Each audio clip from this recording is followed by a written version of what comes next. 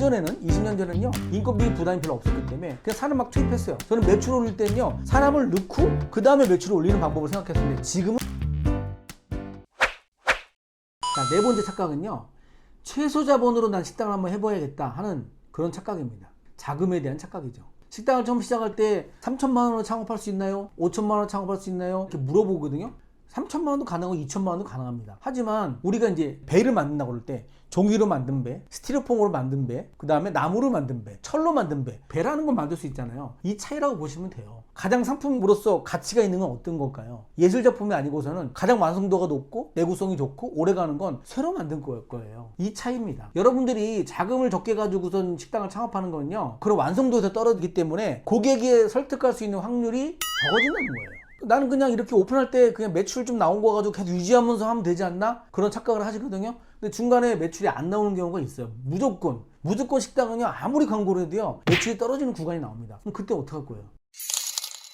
지금까지 벌어놓은 돈이요 그거 다 생활비로 쓰고 식재료 쓰고 인건비 주면요 항상 모자라요. 그걸로 하겠다는 착각은 버리셔야 됩니다. 그냥 작게 해가지고 나는 내 인건비만 나오면 돼 라는 생각으로 식당을 덤빈다는 건요 정말 바보 같은 생각이에요. 내가 이 동네에서 1등 해야지 하고 덤벼도 1등이 안 됩니다. 나는 그냥 내가 직장 생활하는 것보다 좀 더 벌면 돼. 식당은 그렇게 해도 안 돼요. 무조건 내가 이 동네에서 1등이야 1000만 원 벌 거야 이 생각으로 해도 300만 원 400만 원 법니다. 그 생각이 무너지는 순간은 더 빨리 오고요. 다섯 번째 로망은요 싸고 양 많이 하면 손님 오지 않나 이런 로망을 가지고 있어요. 근데 안 남길 거예요. 싸고 양 많게 해서 손님이 많이 오면 그만큼 많이 남지 않나? 싸고 양 많이 해서 팔면 세금 일단 되게 많이 냅니다. 세금 많이 내요. 그리고 뭐 수익이 별로 없는 세금 많이 내냐? 일단 부가세 일단 많이 나옵니다. 내가 돈을 번 게 없으면 소득세는 적게 나올 수 있지만 일단 부가세가 많이 나와요. 거기서 또 번 돈으로 집어넣어야 되잖아요. 이런 세금 구조를 봤을 때 매출 구간과 세무 구간 이런 거 따지면요 많이 팔아서 많이 남아도 세금 많이 내요. 지금 우리나라가 그런 시대입니다. 그리고 싸고 양 많게 해서 돈을 벌겠다는 생각은요 가장 쉽게 생각하는 방법이에요. 그게 장사 못하는 애들이 그런 생각을 해요. 지금 싸고 양 많이 해서 그렇다 그러면 무한리필을 왜 장사하지 안 돼요? 얼마 전에 저한테 어떤 분이 이런 연락을 주셨어요. 저희 집에 무한리필 식당인데 너무 안 돼요. 어떻게 될지 방법은 모르겠어요. 그런데 제가 예전부터 얘기했잖아요. 무한리필 식당은요 A라는 메뉴가 이렇게 점점점 시장에 진입하면서 마지막에 시장을 폭발시킬 때 등장하는 게 보통 그거예요. 무한리필 고기, 무한리필 쭈꾸미, 무한리필 조개구이 이런 애들은요 시장의 마지막에 가서 만들어지는 거거든요. 거기에 막차를 탔다는 얘기예요. 그래서 싸고 양만이라는 생각은 아예 버리셔야 돼요. 식당에서 보통 건강한 원가율은요 25%에서 30%예요. 분기별로 보면은 35% 나올 때도 있어요. 근데 보통 25%에서 30%가 나옵니다. 이게 건강한 식자재 비율이에요. 하지만 서비스 형태에 따라서 30에서 35%가 나올 수도 있고 35에서 50%까지 나올 수도 있어요. 물론 매출과 그 다음에 매장 규모에 따라 다르긴 하지만 일반적으로 이걸 보시는 작은 식당 사장님들은요 25%에서 30% 나온 게 맞고 직접 하시는 내가 인건비를 많이 안 들이고 뭔가 손님한테 좀 푸짐하게 주고 싶다 그러면 35%에서 37%까지 나옵니다. 그런데 이게 싸고 양 많이 해가지고 40에서 45%가 넘어가잖아요. 그러면 남지가 않아요. 물론 인건비가 적을 수도 있는 매장일 수도 있지만 다 외를 떠나서 그냥 일반적으로 말하는 거예요. 그 박리담회로 할 수 있는 그런 구조라고 생각할 수 있잖아요. 싸고 양 많이가. 그런데요 싸고 양 많이 팔면은 그만큼 사람들이 움직여야 돼요. 그럼 인건비가 들어간다는 거예요. 예전에는 20년 전에는요 인건비 부담이 별로 없었기 때문에 그냥 사람 막 투입했어요. 저는 매출 올릴 때는요 사람을 넣고 그 다음에 매출을 올리는 방법을 생각했었는데 지금은 아니에요. 지금은 이 인건비가 시자 대비를 추월했기 때문에 이제는 그게 안 되는 시대가 왔어요. 싸고 양 많이는요 통하지 않는 시대가 왔어요. 잘못된 착각 로망 여섯 번째는요 힘들어봐야 직장 생활보다 좀 더 힘든 거 아니야? 이런 생각하시는 분도 계세요. 노동에 대한 착각입니다. 저도 맨 처음 식당 시작했을 때요 뭐 사람들이 다 그런 말 하니까 식당 하면은 사장 되면은 힘들다 말하지만 뭐 이거보다 더 힘들겠어? 생각했는데요 제가 이 식당 시작하고 3개월인가 해서 병원을 다녔어요. 너무 힘들어가지고 몸이 허리도 아프고 침도 맞고 부항을 떠봤거든요. 정말 그때 사진기가 있었다면 찍었으면 좋았는데 부항이 이렇게 높이가 요만큼인데 등에서 부항을 뜨면 한 2분의 1씩 나왔었고 죽은 피가 진짜로 직원이 있었는데 그 직원이 부항을 좀 떠봐가지고 잘 뜨더라고요. 근데 정말 피가 너무 많이 나왔습니다.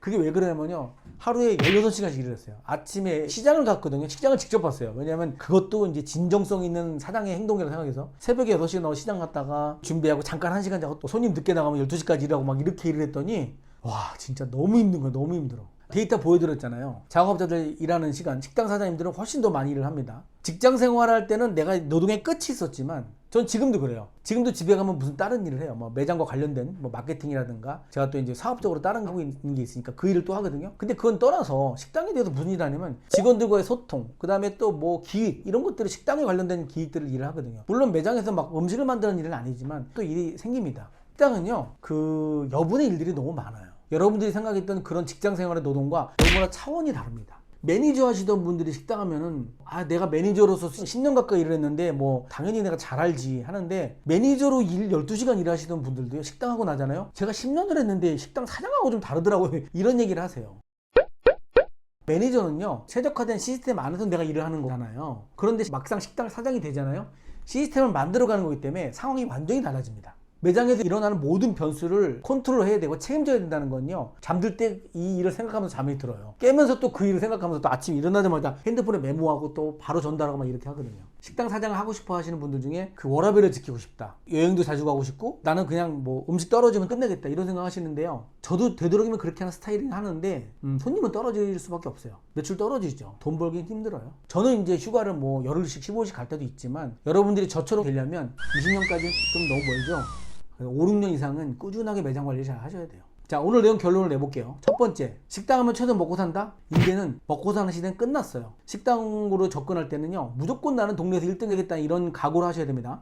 두 번째, 프랜차이즈 가맹점으로 나는 부자가 되겠다? 잘못하면요 프랜차이즈의 소장용이 될 수 있습니다. 세 번째, 진정성 있게 하면 손님이 온다? 진정성은요 나만 알고 있는 거예요. 맛과 정성 이런 멘트도 쓰지도 말고 생각도 하지 마세요. 맛과 정성으로 하지 않는 식당은 이 세상에 없습니다. 최소 자본으로 나는 시작해보겠다? 이건요 시작할 때부터 나는 장사를 접겠다고 생각하시는 겁니다. 싸고 양만히 식당을 해보겠다. 여러분들이 뼈를 갈아서 싸고 양만히 하게 될 겁니다. 여섯 번째, 힘들어봐야 직장 생활보다 좀 더 힘들지 않을까? 난 견딜 수 있지 않을까? 정말 입에 거품을 물 정도로, 그 다음에 스트레스에 극한이 갈 정도의 그런 각오를 하셔야 됩니다.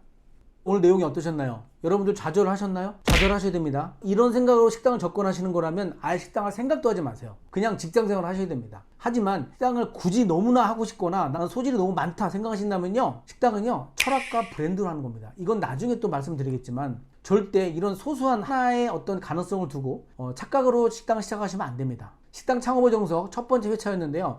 다음 회차는요 뭐 여러가지 식당 창업을 할 때 단계가 있지만 저는 어떤 식으로 접근하고 싶냐면요 6하원칙 아시죠? 누가 언제 어디서 무엇을 어떻게 왜 이 6하원칙에 의해서 식당 창업을 하는 방법에 대한 것을 하나하나 낱낱이 파악해서 쉽고 명확하게 여러분들에게 전달해 드리도록 하겠습니다. 지금까지 주방대장 민쿡이었습니다. 감사합니다.